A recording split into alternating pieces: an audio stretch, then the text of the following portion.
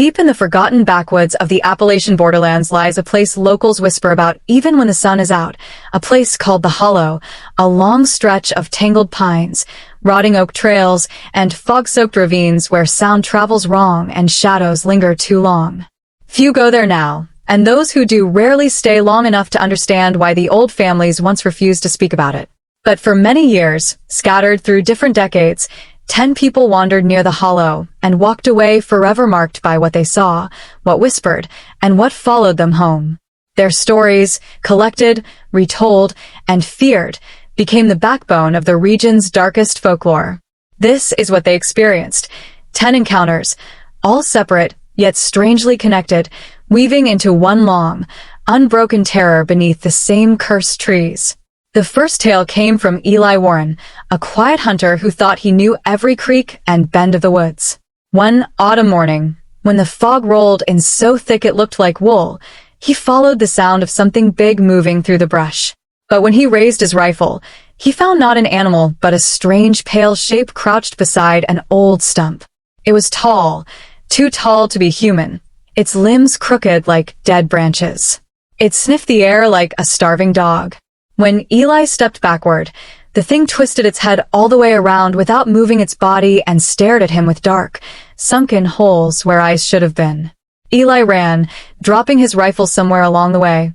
When he reached town, he told only one person, swearing he would never hunt there again.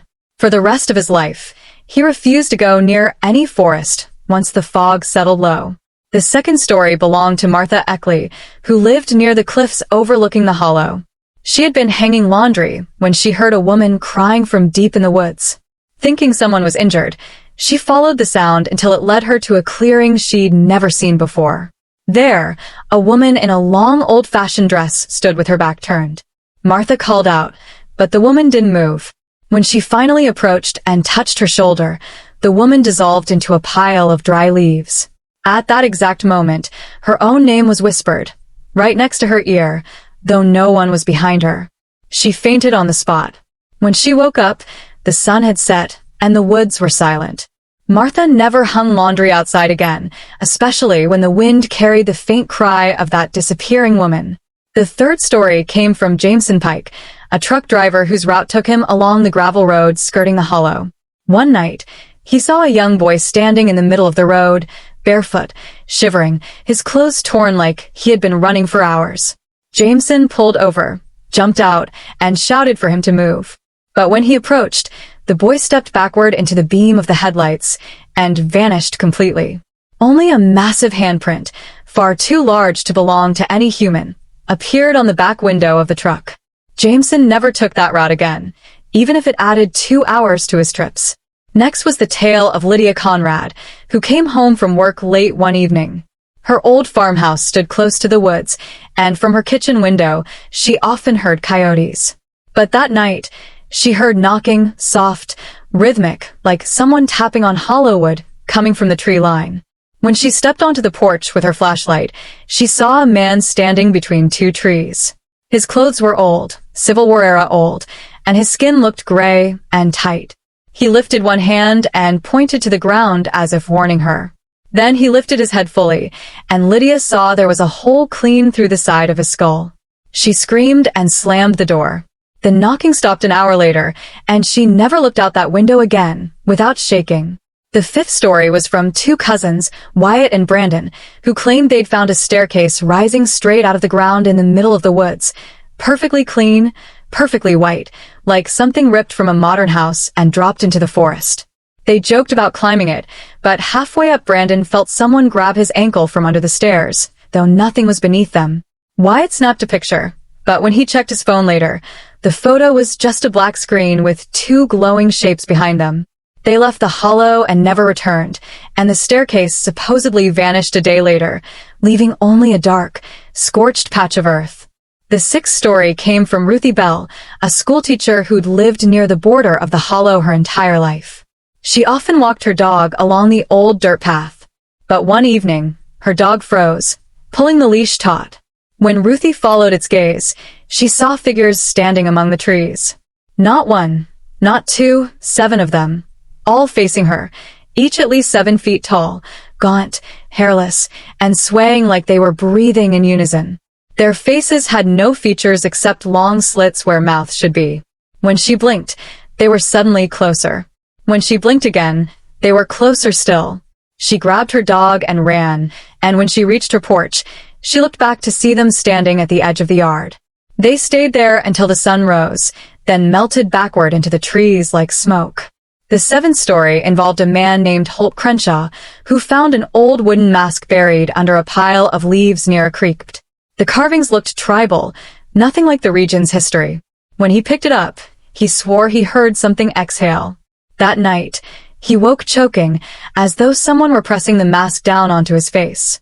When he threw it across the room, it landed upright, facing him. Holt tried burning it the next morning, but the fire went out as soon as he dropped it in. Eventually, he tossed it back into the woods, and the next day, he found his own footprints leading from his back door straight into the hollow. Holt moved away soon after, leaving the house empty. The eighth story came from a group of teens who had been dared to camp near the old coal road. They set up their tents, started a fire, and joked about the hollow's ghosts, until the forest suddenly went silent. No insects, no wind. Then came the sound of something huge walking in circles around them.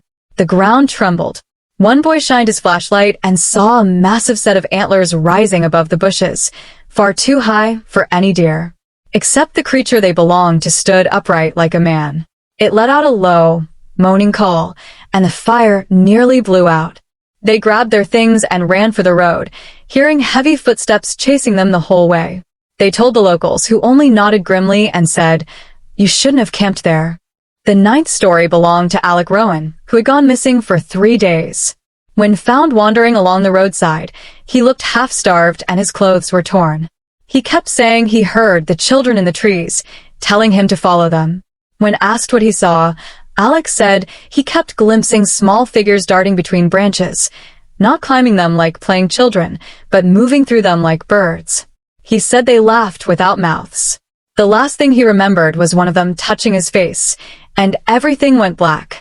Alec moved to another state, refusing to ever speak about the hollow again. The final story, the 10th, happened to a woman named Claire Denmore, a hiker who was visiting from out of state. She had known about the wood's reputation and entered the hollow early one morning.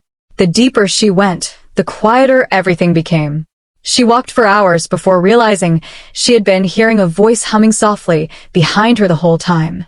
When she finally turned around, she saw no one, but the humming grew louder, right beside her ear.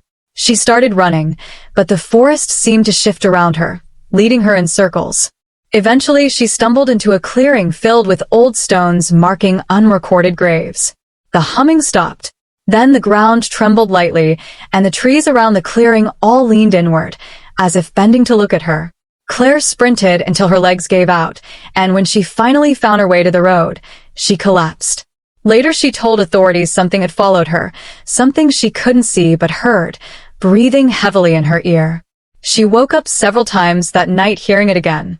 She left the region the next morning, leaving her gear behind.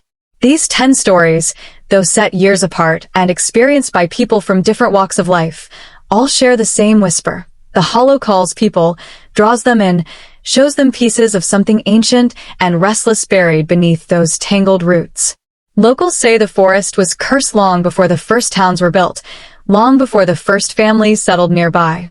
Something old watches from the ravines, something that wears many shapes and many faces, something that waits for whoever steps too far past where the light reaches.